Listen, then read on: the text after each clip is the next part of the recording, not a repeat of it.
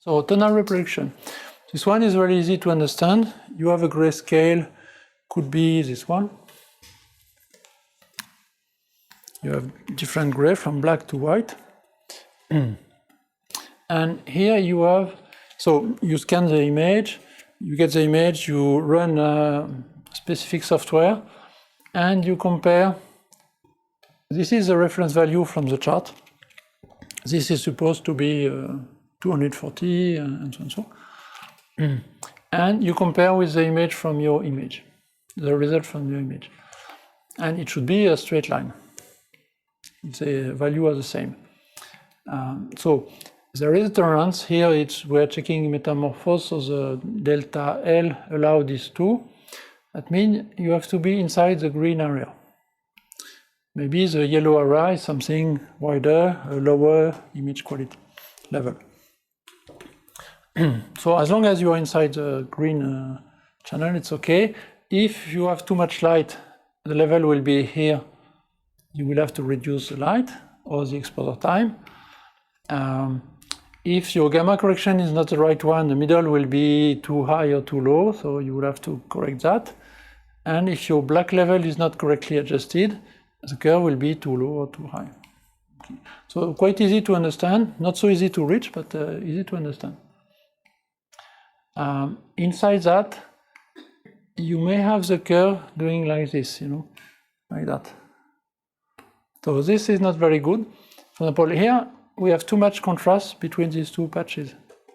We have too much difference, so too much contrast. Here we don't have enough. So we can be within the green area, but still have a bad, not so good image because what they call the gain modulation, it's the slope of the curve, in fact, is not stable. If the curve is not straight, it's not very good. So this is measuring the slope between two patches.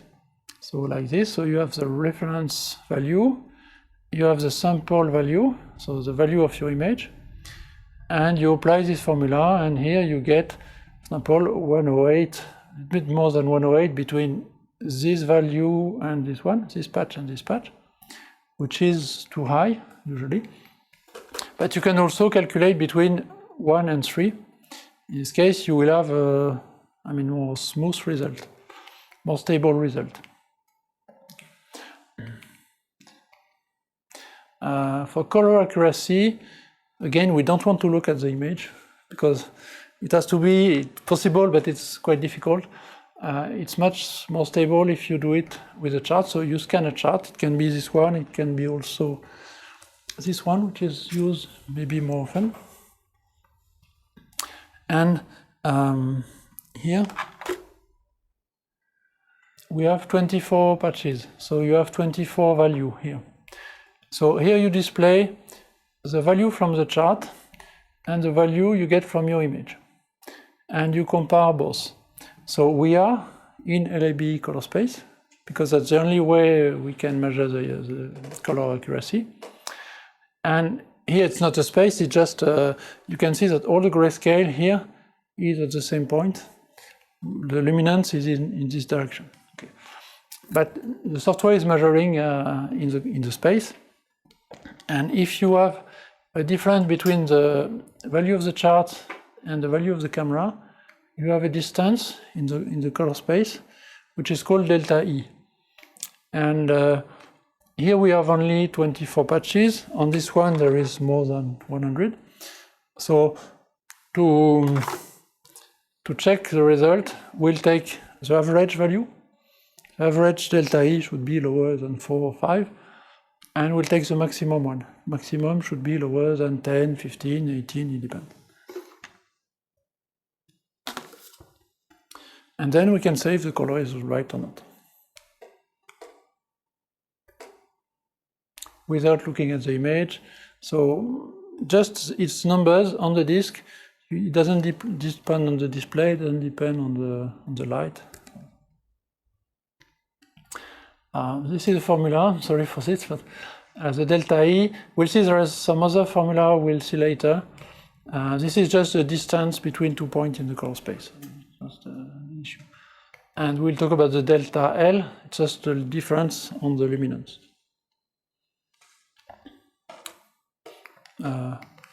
Any question on colors? No? Okay. So let's go to resolution now.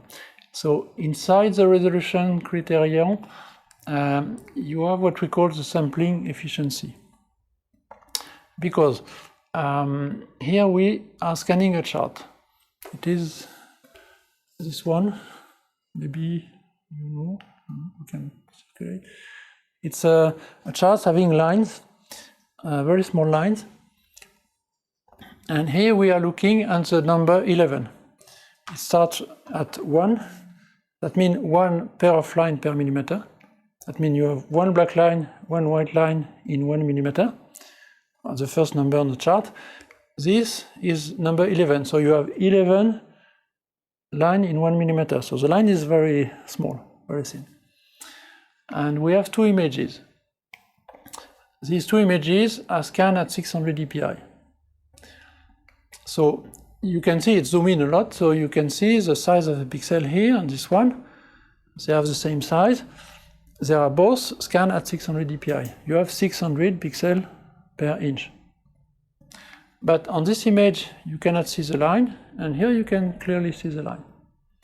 So that means the difference is not in the sampling frequency, it is the dpi. The difference is in the efficiency. You have 2 scanners, one scanning at 600 dpi, the other one is also scanning at 600 dpi, but here you can see nothing, and here you have a good image. That means when you scan at 600 dpi or 300 dpi, you have to check if your efficiency is good or not. It's not enough to say I scan at 600, it will be okay. You don't know.